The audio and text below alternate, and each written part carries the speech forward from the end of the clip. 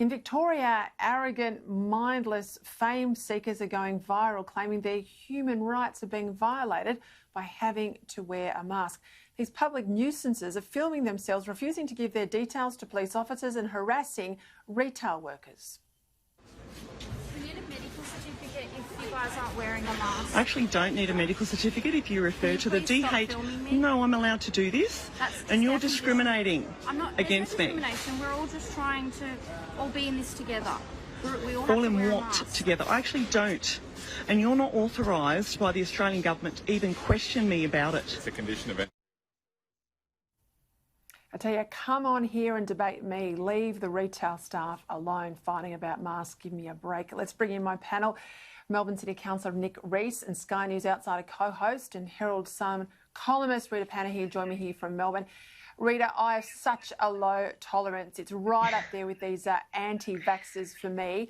One of them today, who was out there in the media, self-proclaimed pagan exorcist. That's what she is, a self-proclaimed high priestess.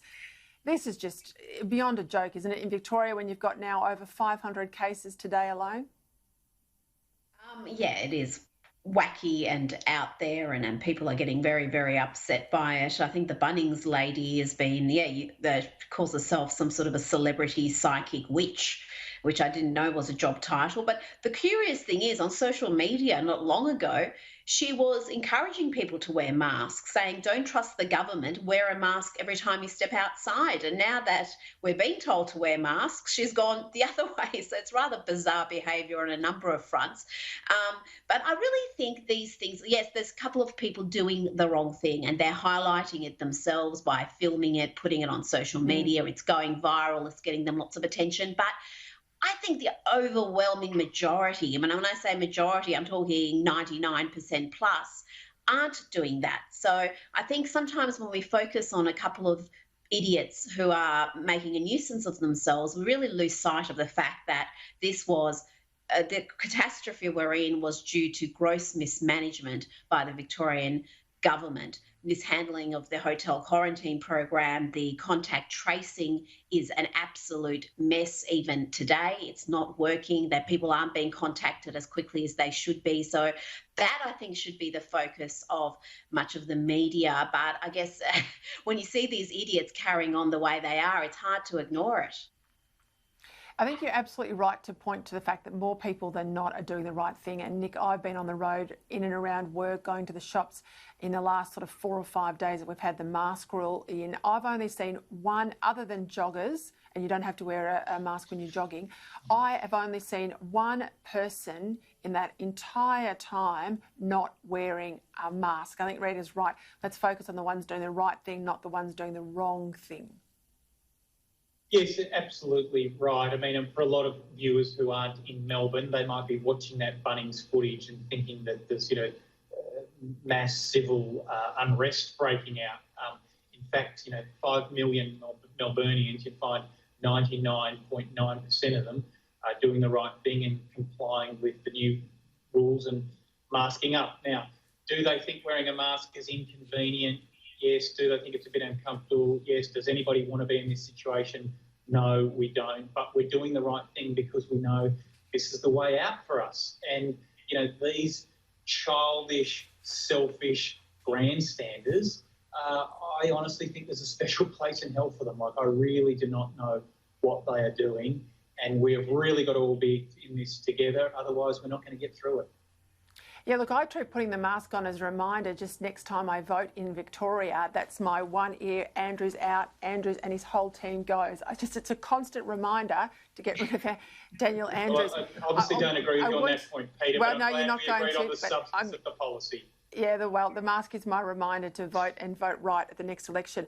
Rita Panahi, got to ask you, this move to lift the age of criminal liability from 10, where it is and has been there for some time, to 14. Now, it doesn't mean that you won't, if you get found guilty, obviously end up in an adult prison. You won't. There's obviously juvenile detention and many other things, but it's designed in legal terms to be the age at which you know the difference between right and wrong. We saw allegations last week of a 5-year-old child raped by other children. We know the issue of James Bolger in the UK. Should we bring the number from 10 to 14?